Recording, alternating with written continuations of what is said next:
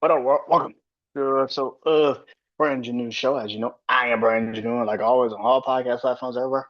Brand new show. Social media platforms, Instagram, Threads, Brand New, Facebook, the Brand New Show, and of course, ah, TikTok, Brand New Show.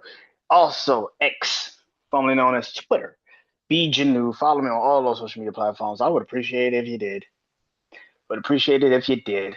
Um, Really, where you go though? It's the YouTube channel, man. BrandonJaneauShow YouTube channel. Go subscribe, comment, like the comments, like the vids, like the shorts, like everything over there, man. I really appreciate it if you did. It helps in the algorithm if you do. So yeah. This episode is an oldie but a goodie on my podcast. It is. It is the artist breakdown. This is where I talk about certain musicians uh, and give them their flowers, pretty much. Give them their flowers for what they've accomplished in their careers. And tonight, for 2026, to kick off 2026, I'm not as petty as this man. I'm not as petty as this man, but I do have to give him his flowers, man, because when 50 Cent, Curtis Jackson, came into the music industry in the early 2000s, late 90s, early 2000s, it was like a fucking bomb went off. The man took over the industry. I've never, man, to this day, I don't think I've seen an impact like his. Like his impact when he came out was very, very massive, and you felt it the moment you heard it.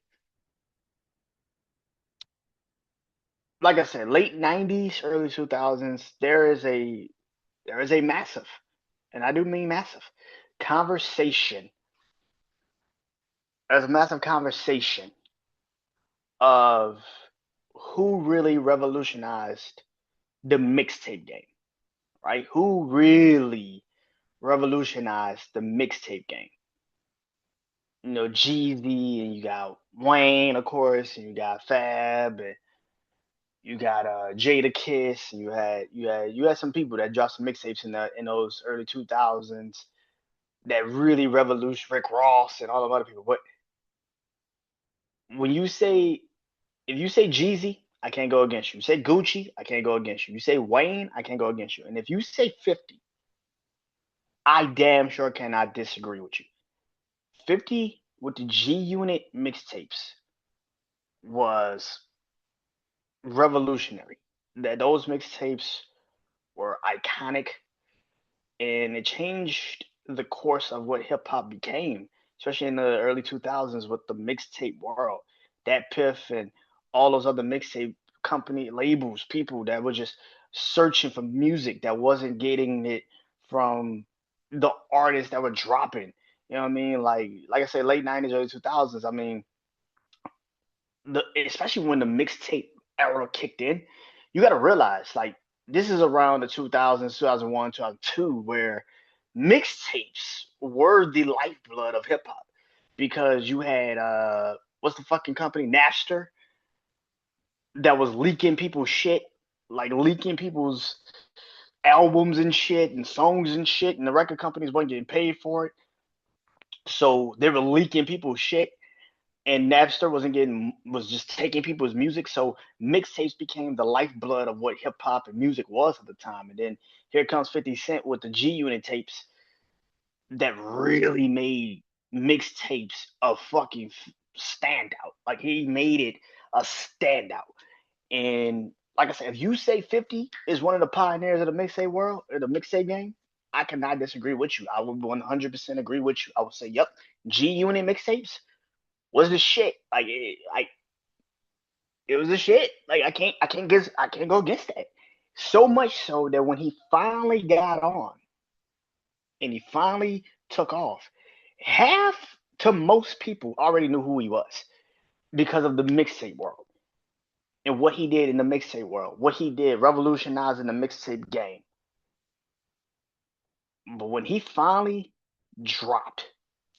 He finally dropped that first single, Wankster. When that shit first really hit, and I know a lot of people gonna be like, "No, it wasn't. It was How to Rob, and it was all this other shit." No, I'm talking about commercial hit. I'm talking about a commercial success, and that was Wankster. We wasn't getting How to Rob in New Orleans and in Houston when I was a kid. We wasn't getting that. So New York, yeah, y'all probably was getting it on Hot 97. They were playing, Fun Flex Hours and all that shit. They were probably playing, 50 Cent throughout the day. But when I first heard 50 Cent really was Wankster. And Wankster came out in like 2002, early 2002. Maybe early 2002, late 2002. One of those motherfuckers. It was in 2002. That's all I can tell you. But when I first heard Wankster, I was like, this shit fire. This shit cool. I like the beat. I like the verses. I was like, all right, he got some. Just a new dude that everybody talking about. All right, cool. I didn't become like a 50 fan like that. I think it was just that. This is why I always say the era that we lived in, my era that I lived in, was special, bro. It was special. When 50 finally did drop and announced that Get Rich or Die Trying was coming, it was revolutionary, bro. I don't think people give. We talk about Get Rich or Die Trying. We talk about Get Rich or Die Trying. Like we talk about it, but I don't think we talk about it. Like I don't think we give it its proper flowers. And it's crazy to say we don't give a fucking album that damn near sold what, like 6 million fucking copies. Like his first fucking week or some shit. 10 million copies his first fucking week or some shit. It was a crazy number. I might be overstating the number, but it was a crazy fucking number for Get Rich or Die Trying when that shit dropped. That was a word of mouth album, bro. And that's something about this generation nowadays that that isn't the luster anymore of the music. You know the artist, you know the person before you know the music. Like I know more about an artist before the music. And even though 50 was one of them, the music still spoke for itself. He never he never dropped. When he dropped, it was like a moment. It was like, okay. And then you gotta realize going back to when he finally dropped the single from Get Rich or Die Trying, which was In the Club, that shit went everywhere. Like that shit was every fucking where. I, I I can't tell you one time we In the Club wasn't playing on the radio in the 2000s. Like I can't tell you one time, especially in 2003 when Get Rich or Die Trying was about to come out. Oh my man, that shit was every fucking where. Get Rich or Die Trying is one of the last real albums that I remember as a kid that even the haters was anticipating this fucking album. Like people wanted to hear this album, and it was a game changer, man. When it dropped, it fucking changed. And of course, we already know also around this time, this is when we started learning the backstory of 50 and who he had problems with in the business already. And that's when him and Murder Inc. started having a problem. G Unit, G Unit, Shady Aftermath, all of them started having problems with them. So it was just like, man, this is different. The man came in like a heat seeking missile, and he fucking did everything he was supposed to do. I don't think people understand how great Get Rich or Die Trying truly was. Like that fucking album was a fucking shift. It was a shift. Like you ain't never heard an artist that had that type of album that revolutionized the game like that. Like Get Rich or Die Trying came out, and like I said, it was word of mouth. It was like you have to listen to this album. I got that shit on bootleg. I ain't even get sorry, 50. I didn't buy that bitch, you hear me? Like everybody had it. And everybody was bumping it, bro. And from the moment I heard it, I was like, yeah, this shit different. I said, this shit different, bro. I knew from the first moment I heard it. I said, yeah, this shit different. I said, this shit different. And man, it was legendary, man. Like I don't I, like maybe right now because I just saw and this is kind of crazy. I just saw J. Cole's new song and new album, and now he's announced that his album is coming out, and I'm a huge J. Cole fan.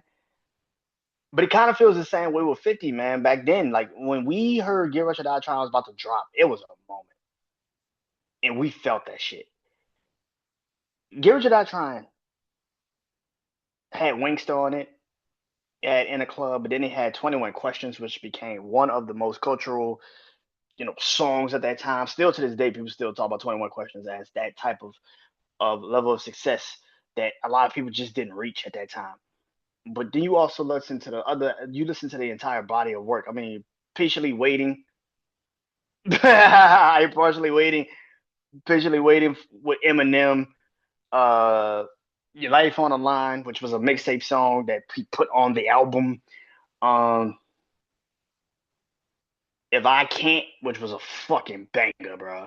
Even when I was a kid, I've been listening to this album now for a couple of months, just getting ready for this, and I'm about to also do the album breakdown on Get Rich or Die Trying. I've been listening to this fucking song, and I remember it when I first listened to this song when I was a kid. I'm talking about when I was like, I'm talking about when I was a child. When Get Rich or Die Trying came out, 2003. Yeah, 2003. Get Rich or Die Trying came out in 2003. I was 9. Yeah, I was 9. That's crazy. I'm about to be 32, bro. I'm about to be 32 in a couple weeks. And I listen to that song, and it brings me right back to listening to the song. And I think we were living in Gretna, in New Orleans. I still remember the song, blasting it through the speakers off the radio that we had. Like I remembered it. If I can't, um, I'm high all the time. Cause I'm on that good shit. Yeah, I get high all the time because I'm on that. And of course, you got Dad. You had the song. I can't even remember this song, and it's one of my favorite fucking songs. And I don't mean just about 50. I mean like one of my favorite fucking songs. I can't even remember the name. Hold on, fuck that shit. Hold on, 1 second. Hold on. God damn it. What is that damn song? Hold on. Don't push me. Oh man, don't push me. With Lloyd Banks and Slim Shady. Yeah, boy, that's one of my favorite fucking songs. One of my favorite fucking songs of all time. Heat, bruh. I'm looking at this track list now. I'm like, man, I remember all this shit. What's up, blood? What up, cuz? What up, blood? What up, gangsta? Boy, when that beat first dropped, when you hear it, woo! When you first hear that beat on What Up, Gangsta, oh, we don't play that. We don't play that. We don't play that G Unit. We don't play around. Ooh, yeah. Yeah. Man, look here, man. Yeah, man. Mini Men, oh my God. Still to this day is one of the greatest. I think it's one of the greatest songs that he's ever put out. I'm gonna be honest. I think Mini Men might be one of his greatest songs he's ever put out. It still to this day gets referenced because it's you can go back and listen to this song and just know it's one of those songs that you remember where you were when you first heard it. You remember where you at now in life, and you're like, damn, this is still hit. This is the thing about music, man. Especially back then, man. Music was timeless. Still to this day, that's why shit nowadays can't match what it was then because it's timeless, bro. It's it's timeless, man. I'm listening to two artists right now, J. Cole and Bruno Mars. And people are mad at Bruno Mars dropped his new song, and I love Bruno Mars music as well. And he announced his new album is coming out also. And I'm listening to Bruno Mars' new song, and I'm hearing everybody trying to sit there and tell him like, "Oh, this sounds like the same old Bruno." Sometimes, and I'm gonna say this shit again on my podcast. I said it last night. I'm gonna say it again. Simple is not a problem. Keeping it simple cannot be the goddamn under like the worst thing on the planet. Sometimes simple, especially in this day and age, might be the one thing that makes us get back to normal. Keeping shit simple. When you go back and listen to Get Rich or Die Trying, music like this, it reminds you of simple. A simple time in your life when shit wasn't so complicated or it wasn't confusing or fucked up and you had the questions, you even probably had the answers, and you still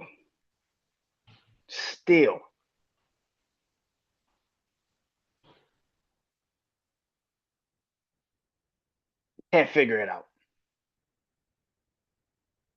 You also had PIMP on here, bro. Listen, Get Rich or Die Trying was one of the best fucking debut albums of all time. And then he moved past just his album, and of course, then he puts out G Unit, which I mean, bro, I don't think people understand the fever pitch of G Unit at this moment. Everything 50 touched turned to fucking gold. Everything. Everything. This man dropped a video game. He dropped a clothing line. He dropped shoes. I had G Unit shoes, bro. Like I had G Unit clothes. Like, bro, that was a real fucking thing, man. G Unit drops their album, and then of course he comes back and drops, and teams up, brings the game. The game joins G Unit, which I think Dr. Dre fucked up tremendously with that shit. He should have never done that. I don't think he should have ever put the game in G Unit. That was a dumbass decision. But again, and maybe it wasn't Dr. Dre. Maybe it was Jimmy Iovine. Maybe they only saw dollar signs. But that was a really bad decision when you have a guy like the game who can become one of, you know, 50's peers in the game because no matter what you believe, the game can rap his ass off. It was a stupid decision to do that. It fucked up the label. It fucked up the whole money. But either way it goes, 50 Cent then turns around and drops the Massacre, which does even crazier fucking numbers. I mean, like does even crazier fucking numbers. And that project was fire too, right? Like it was a fire project too. And I mean, some people would debate the Massacre or Get Rich or Die Trying. I'm going to Get Rich or Die Trying. I'm sorry. I just can't. I like the Massacre, but I'm just not going Massacre, bro. I'm sorry. I like Picky Bank with him going at Fat Joe and Jada Kiss and Nas and all. I fucks with that song, but it's just like, come on. Yeah, I fuck with that album, but it's just like, come on, bro. And around this time, he also drops Get Rich or Die Trying, the movie, and it becomes a massive success. So much to the point where now people were like, "Yo, 50 can probably be an actor. 50 could probably be an actor," and leading to his next pathway. It's 2 more years before he drops another album. 2 more years before he drops another album, which is the Curtis album. But in the meantime, before he drops the Curtis album, he drops this a couple of amazing songs. I mean, Window Shopper, I Whip Your Head Boy. He did some stuff with Mobb Deep, who he signed to G Unit. Uh, he also had a yeah sound. People forget Lil Scrappy was also part of G Unit at one point. Um, and he dropped one of my favorite songs too, Hustler's Ambition, which is still fucking fire. That motherfucking song is so goddamn fire. It's crazy. Um, but then he drops Curtis, 2007, and this is when him and Kanye West. And I've talked about this before with Kanye, but this is when Kanye and him have this one-on-one battle between whose album is going to sell. Kanye is doing numbers, 50's doing numbers. So to see both of these men on collision courses, at the time, I think this is both their third albums. Yeah, this was their third albums. Curtis was 50's third, and Kanye's Graduation was his third. So this was their third albums, and it was kind of as we now see, it was kind of like a battle for what hip hop was going to turn into. Was it going to be still about the streets and the gangster and you know how G Unit rolled and 50, or was it going to be like Kanye, which is the backpack rapping, very very I'm not street, type of, which and clearly we all saw who won, and which was Kanye. Um, but 50 didn't have a slouch in that battle. I mean, his album did fucking very well. You had AO Technology with him and Justin Timberlake. You had I Get Money off that project, which is still fucking a banker, bro. That's a fucking hit, bro. But then 50 kind of takes a break from the music. He leaves, he goes, does the acting thing, and then he comes back and drops probably one of the most impactful fucking series of modern history, of modern times, especially nowadays. That is probably one of the most impactful fucking shows I've seen in the last decade plus. Like Power. He drops this incredible series, this incredible TV series to this day, and I'm just like everybody else. I cannot wait to this goddamn series finale of Power Book Force. I've been a fan of Power Book Force since the first day it dropped. So I'm not. I've been a Tommy fan for like since Power. So I'm looking super forward to this goddamn finale. But he drops this show and it becomes a cultural phenomenon. Like it's a thing. Like we all of us are sitting on the edge of our seats for a fucking series finale episode because we know it's about to be fucking crazy. Like it's about to be chaotic. It's gonna be fun. It's gonna be good. Like we know it. We feel it in our bones. Yeah, this shit different. He drops Power. He does this TV show, and it becomes one of the biggest TV shows, especially in Black culture. It's one of them shows, man. The Power series has gotten this man so much over as a producer in the Hollywood world. Excuse me, from the first Power to the spin-off Power Book 2 with Tariq, and then the Raising Kanan, and then you got the Power Book, with Tommy, and Power Book Force with Tommy, and now you got the Power Book Legacy, and Power Book Origins, all this other shit going. Like he got so much power shit going on, and all of this shit is leaning into the next. Like it's crazy. And then of course he basically kind of owns stars at this moment. I mean, fuck, shit. Um, you got BMF that dropped that he's a executive producer of that series, and everybody knows BMF, the famous group. I'm not gonna say what they do, but you know what it is. So I try to get people's cases reopened and shit like that because I don't know, you know what I'm saying. I don't know who's listening. I don't know who's listening, but we all know what BMF is about and what they stand for. So yeah, but that is the truth, man. 50 changed, revolutionized TV in a sense, which is crazy to think at a time where people were really struggling to find a niche. After music, 50 found a niche, and not only found a niche, he fucking has thrived in it.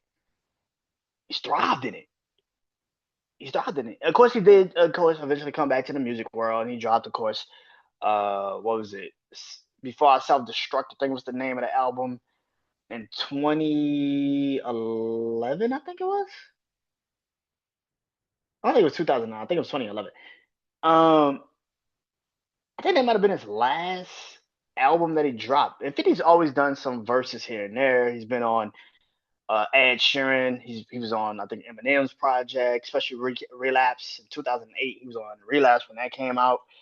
50's always done verses and shit. 50's always doing still songs and verses and stuff for people.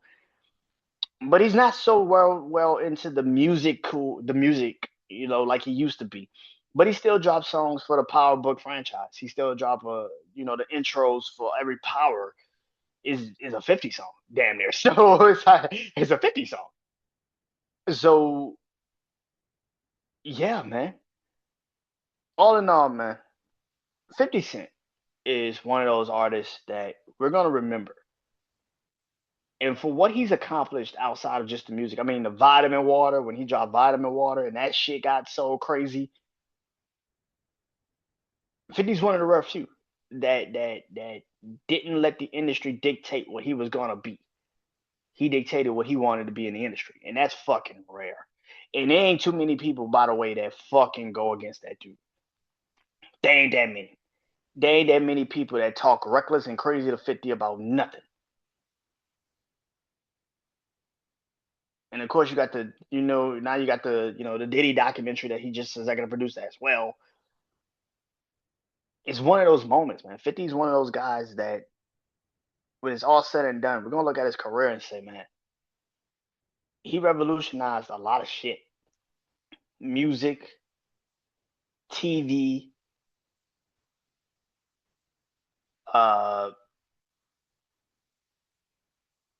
you know, food, drinks with the vitamin water. I mean, he's gonna revolution. When we look back at 50, he's gonna be one of them dudes we're gonna talk about is like a revolutionary person in the game because what he did is unfucking real, bro. And he's still that fucking guy. Like he still gets shit done, which is crazy, bro. Like so, it's not, like watching that Diddy documentary. He got shit. I think even Diddy's own like motherfuckers that really hate Diddy like that. I don't know who hates Diddy more than 50. I don't know who hates Diddy more than 50. Maybe some Pac people, but I don't even think they hate Diddy like that. They motherfucker hate Diddy. But but but but I don't even think, you know what I mean? Like Lord have mercy. 50's one of them, man. And if you don't respect what 50 has accomplished or done in the game, I don't know what the fuck to tell you, bro. I don't know what the fuck to tell you, bro. But that is all, man. That is it. The next artist breakdown will be somebody I just talked about a little bit, and that's the game, which will lead to the debate between the game and 50 Cent. So I'm telling y'all this now. That will be the first artist versus artist debate of the year. Stay tuned for the first debate of the year because that's also being done tonight. So I'll be dropping that episode later on this week. So you can get ready for that. But until then, man, go listen to some 50 Cent. Tell me how you like this episode, man. Do it in the comments, TikTok, social medias, all that, YouTube, all that, man. Shout out to 50 Cent, man. Curtis Jackson, man. You are a GOAT.